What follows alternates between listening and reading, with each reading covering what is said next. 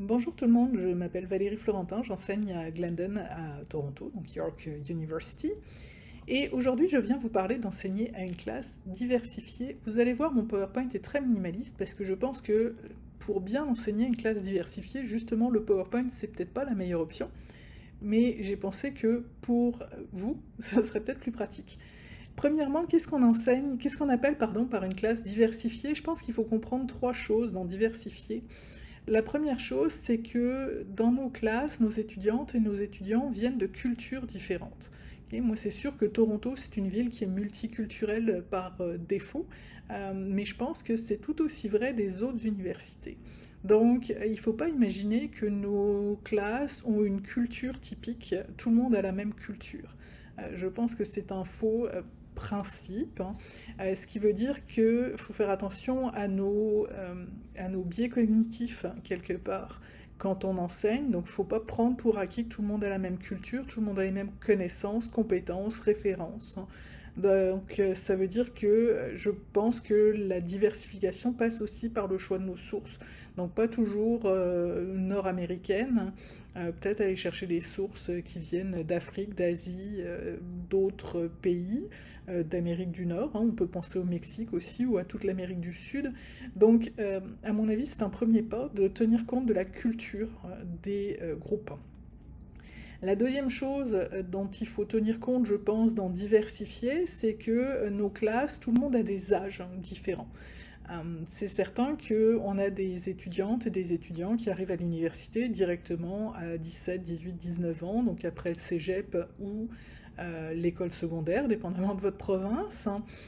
Il y a des gens, effectivement, qui veulent devenir traducteurs, traductrices dès un jeune âge et qui se rendent à l'université directement après l'école secondaire ou le cégep pour obtenir une formation. Il y a aussi un certain nombre de personnes, surtout dans la profession de traducteur, traductrice, qui reviennent aux études après un premier emploi. Et donc on a quand même un certain nombre de gens qui ont 30, 40, 50, 60 ans, qui reviennent aux études pour venir chercher une formation souvent complémentaire. Donc souvent ce sont des personnes qui travaillent déjà dans le milieu de la langue, soit comme traducteur, interprète, réviseur, hein. Et ces gens-là viennent chercher une formation complémentaire. Donc là encore, notre profil, il n'est pas uniforme au niveau de l'âge. On peut avoir des jeunes de 17, 18, 19 ans et on peut avoir des personnes de 50, 60 ans. Là encore, ça emporte un certain nombre de différences au niveau des références, au niveau de l'éthique du travail, au niveau des habitudes, au niveau d'un certain nombre de choses. Donc ça aussi, je pense qu'il faut en tenir compte.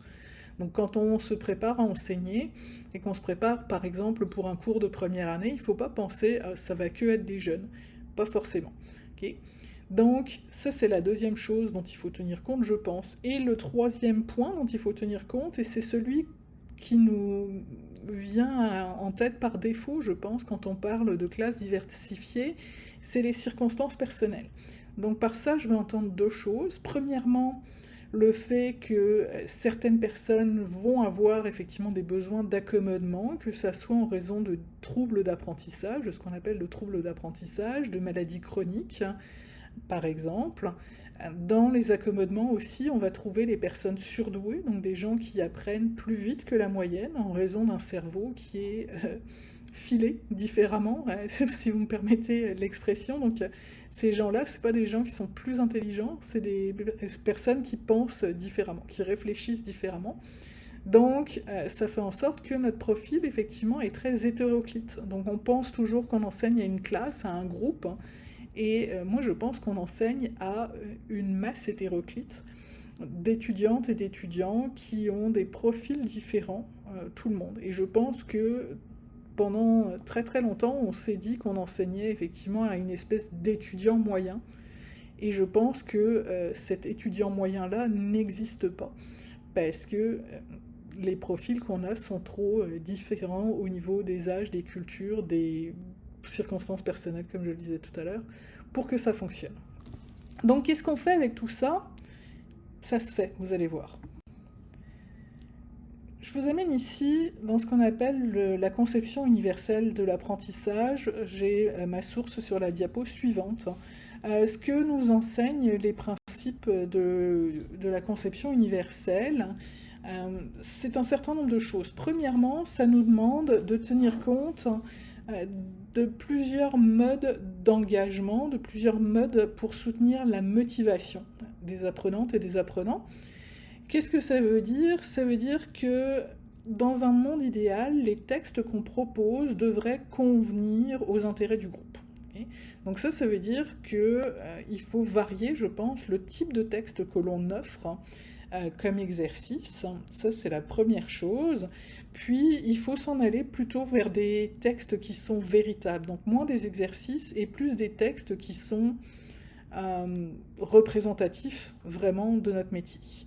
Okay, donc ça, c'est la première chose. La deuxième chose qu'on sait, c'est que, notamment c'est vrai sur la plus jeune génération, c'est des personnes qui sont très engagées politiquement, qui ont des opinions sur la justice sociale, sur la crise climatique, sur un certain nombre de choses, l'économie, la politique, etc. Donc pourquoi ne pas tenir compte de ces intérêts-là pour proposer des textes qui, justement, vont faire réagir la classe, des textes qui vont faire réagir la classe, pardon, et en même temps, ça va développer leur culture générale, et puis on sait à quel point la culture générale est importante pour des futurs traducteurs et traductrices.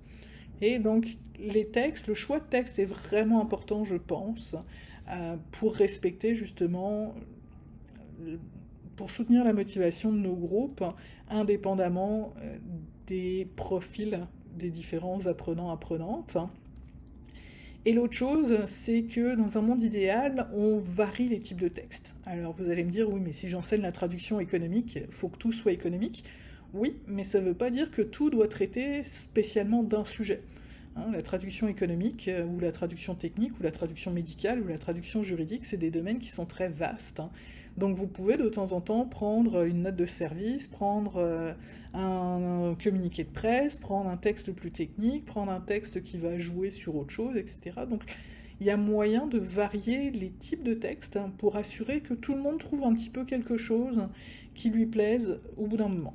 Okay, donc soutenir la motivation, je pense que c'est important, et ça se fait quand même relativement facilement en traduction, parce que justement on a cet avantage-là de toucher un petit peu à tout. La traduction, c'est ça qui est fascinant en fait, c'est qu'on peut vraiment toucher à tout. Le deuxième point majeur en matière de conception universelle, c'est les modes de présentation des contenus. Alors c'est sûr qu'en traduction, on travaille majoritairement avec de l'écrit, mais est-ce que de temps en temps on peut proposer des vidéos plutôt que des écrits, hein? Donc est-ce qu'on peut proposer des vidéos ou des podcasts entre des traducteurs, des traductrices qui traitent d'un sujet spécifique plutôt que des articles universitaires, hein? Je pense que oui. Est-ce que de temps en temps on peut proposer une activité sans avoir de texte universitaire sur lequel se reposer, donc faire une classe inversée finalement? On plonge dans l'eau et on découvre les principes de la nage plus tard, hein. Je pense que oui. Donc est-ce qu'on peut proposer plusieurs manières d'accéder au contenu obligatoire dans les cours? Ça, c'est le deuxième point. Et effectivement, quand on est traducteur, traductrice, je pense qu'on a tendance à favoriser l'écrit. Je pense que c'est pas nécessaire de toujours favoriser l'écrit. Et le troisième point majeur pour enseigner à des classes diversifiées, là encore, c'est de permettre la réexpression des savoirs. Donc, de manière générale, là encore, puisqu'on forme des futurs traducteurs et traductrices, on a tendance à demander des traductions. Okay, donc je donne un texte dans une langue A, j'attends un texte dans une langue B, mais est-ce que je peux demander autre chose? Donc est-ce que je peux par exemple demander des commentaires de traduction? Est-ce que je peux demander des travaux en équipe, une traduction en équipe? Est-ce que je peux demander de la post-édition? Est-ce que je peux demander un texte oral? Donc est-ce que je peux demander de la traduction à vue? Est-ce que je peux demander à ce que mes étudiants, mes étudiantes me remettent une vidéo en l'échange du texte? Ou à l'inverse, moi je leur soumets une vidéo et j'attends un texte écrit. Donc est-ce que je peux faciliter la réexpression des connaissances acquises d'une façon différente que celle qui est attendue? Okay, donc, est-ce que je suis obligée de demander toujours des traductions? Et je pense que la réponse à ça, c'est non. Mes sources, les voilà. la référence en matière de conception universelle de l'apprentissage, c'est vraiment cas.org. Tout est disponible en anglais uniquement, pour autant que je sache. Mais vous allez voir, c'est super bien divisé. C'est plein de bons conseils. Ça manque un petit peu de conseils un petit peu pratiques de temps en temps, mais ça se fait quand même très très bien. La dernière chose qu'il faut savoir quand on parle de groupes diversifiés, je pense qu'il faut vraiment être à l'écoute de nos groupes. Donc, moi, ce que je fais, c'est que à chaque fois que j'ai un nouveau groupe, des nouveaux étudiants, étudiantes de première année, je les connais pas. Ma première séance de cours, je la passe à ça. Leur demander ce qu'ils aiment, ce qu'ils écoutent, ce qu'elles lisent, etc. Et puis, ça me permet d'informer aussi ma manière d'approcher mon contenu. Okay. Puis la deuxième chose qu'il faut vraiment retenir, c'est qu'on vit dans un monde qui est fait pour les personnes neurotypiques. Le simple fait que les accommodements existent, ça veut dire qu'on prend pour acquis qu'il y a un bon mode de réfléchir. Okay, il y a une bonne manière de faire, il y a une manière linéaire. Et la vérité, c'est qu'il y a plein de gens à qui ça ne correspond pas, en fait. Cette bonne manière de réfléchir, elle est utopique, elle est dépassée, et puis ça ne correspond pas à la réalité de nos groupes. Donc plus vite on va arrêter de se dire qu'il y a une bonne manière de faire, et plus vite on va pouvoir écouter nos groupes, voir où se trouvent nos étudiantes et nos étudiants, puis aller les rencontrer là où ils et elles sont, pour pouvoir les amener là où ils et elles doivent aller. Okay, donc c'est pas de voir où ils sont, où elles sont, et de se dire bon bah c'est ça qui est ça, c'est de voir où le groupe est, et d'amener le groupe là où il doit aller, tous ensemble, en changeant un petit peu nos méthodes de faire. Puis oui, ça a l'air exigeant, vu comme ça. En fait, c'est super facile. C'est vraiment 2-3 petits changements clés qui vont vous permettre de faire une différence. Les changements clés passent par quoi? Soutenir la motivation de vos groupes, et ça passe par des choix de texte diversifiés et représentatifs. Et là-dessus, Éric Poirier a sorti une capsule. Ça passe aussi par des exercices variés qui vont répondre aux différentes aptitudes, aux différents goûts de chaque personne. Et là-dessus, Christine York a sorti une capsule. Et ça va passer aussi par un mode de présentation des contenus qui est un petit peu différent. Donc comme je vous le disais, des vidéos, pas toujours des PowerPoint, de temps en temps des textes, de temps en temps des podcasts, de temps en temps des classes inversées, de temps en temps des questionnaires, de temps en temps autre chose.